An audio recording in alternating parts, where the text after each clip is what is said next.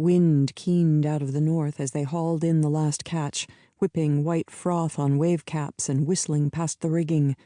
The sky was green, air tangy with the coming storm, waves slip-slapped against the Calliope's hull. The winch groaned under heavy nets. Not heavy enough, Jess thought, as the nets slopped onto the deck, spraying water and scales, a quarter of what his father had caught on a good day. The off-season would be lean. He glanced away with a frown, rubbing his hands together against the bite of the wind. "Jesus!" Colin shouted.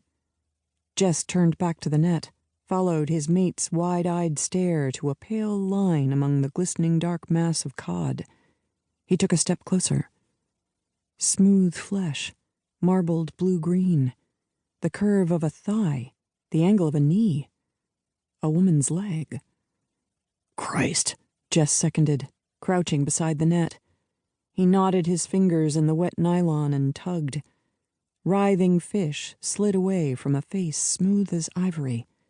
Dark tendrils of hair clung to her cheeks, tangled with net and fins.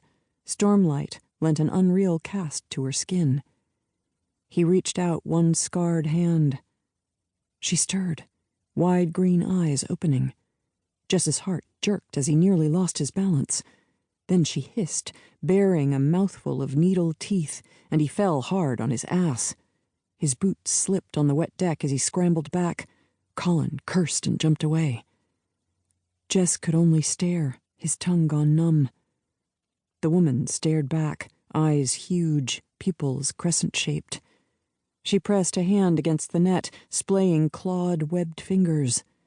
"Mother of God!" Colin muttered, moving behind Jess. He crossed himself, then reached for the knife at his belt. The woman hissed again. "Put that away," Jess said. He found his balance, crawled closer. The deck pitched. The storm was coming. He showed her his open hands, careful as he might with any wild animal. The net had scraped her arms raw, and the abrasions wept watery blood. "I'm not going to hurt you," he murmured, reaching for his own knife. Her eyes flickered, but she didn't move. Nylon parted under the blade. There'd be hours of mending later.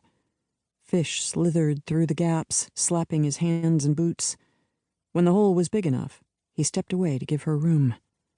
Her eyes flitted from Jess to Colin and back again as she crawled out of the net, landing on her hands and knees amid flopping cod.